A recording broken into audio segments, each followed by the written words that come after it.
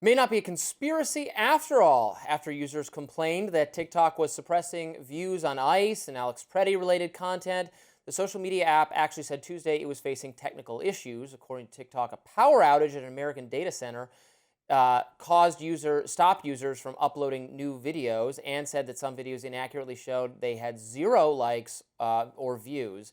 That was apparently corroborated when Barstool Sports' Jack Mack posted a screenshot of the NFL's TikTok page and wrote that your TikTok's not being censored. The app is clearly down. The NFL has posts from yesterday that also have 0 views. It's not just political content. The reported outage comes just last week after parent company ByteDance officially spun off its U.S. operations. The new joint venture is now controlled by non-Chinese investors, many of which hold close ties to President Trump. Some users have indicated their concern those close ties to the president may end up having an effect on the platform's content. Despite those concerns, the New York Times reports, quote, a spokeswoman for TikTok said on Tuesday that the new U.S. entity had not updated its algorithm since the joint venture was announced, but as part of the agreement to spin out to the new venture, TikTok's U.S. operation is planning to retrain the content recommendation algorithm that it will be licensing from ByteDance. So this was something we talked about yesterday, and has been government pressure on social media companies to censor content. So I was not at all inclined to just dismiss the concerns that political people, mostly on the left, were raising about those kinds of content being censored. It's happened before. It happened when China controlled it. Or content about the pandemic was suppressed on TikTok at the behest of the Chinese government. So that was all plausible, but what we've learned in the last 24 hours is that just content of all kinds was being suppressed inadvertently due to technological issues, including just posts by the NFL and other things. So people might be saying like, oh yeah, well that's a convenient excuse, and maybe time will tell.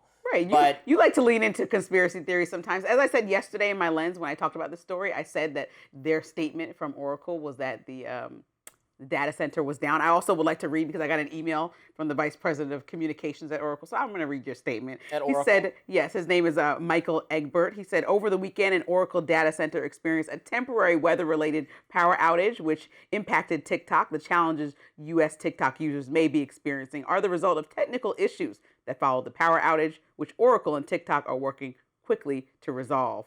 And he wants to appreciate if I can update my story. I mentioned that in my lens, but I also don't think that we just take the word of companies that have owners that are friends with President Trump about which content's being suppressed. Like, we naturally are people that ask questions, analysts, journalists, we ask these questions. And so no one said that you definitely were doing it. We pointed to examples of Billie Eilish's brother, who usually gets the hundreds of thousands of views, got 42,000. So it wasn't 0 for his, it just was the ICE content. We know specific words can be suppressed. That we've seen that happen on Instagram already. We've seen that happen. You've complained about it for Biden during the pandemic, intentionally telling these social media companies what to suppress. So to just believe that they're not doing it, especially on the heels of the story about the intentional way that the algorithm's programmed or being sued because it's programmed, and TikTok just settling that case, knows that there's a little bit more than is let on about what companies can do behind the scenes to control algorithms and coerce people to get certain content. And so I just think that that's worth calling out and saying, oh, well, convenient timing.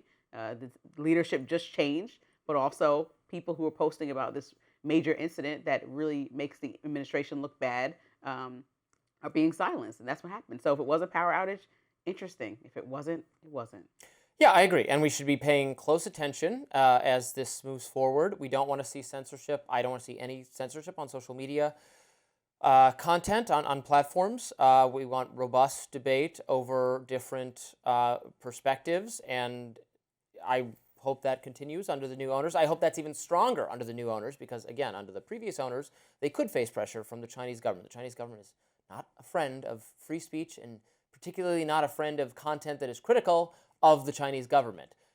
They might be pushing anti-American narratives. I wouldn't put that past them, but we should not respond by now owning this company and now, promoting propaganda or squelching dissent or anything of that nature. That would not be good. But And as I pointed out yesterday, one of the owners of this new TikTok venture is the same owner of Paramount now, which owns all the news Yellow channels that we States, keep yes. talking about, and how they kind of paid President Trump out for that lawsuit and agreed to all these things. So people naturally, just like I brought up with Barry Weiss in my lens today, are critical about what it looks like moving forward and what real information looks like. So the same owners, we'd ask the same questions on a different app.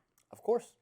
And we will continue to ask those questions. That does it for us on Rising Live. Look out for more exclusive YouTube content coming your way later today. And be sure to like, share, and subscribe to the Hill's YouTube channel so that you never miss any content. And for those of you who like to listen while on the go, we're now available anywhere you listen to podcasts. And we will see you back here tomorrow. See ya.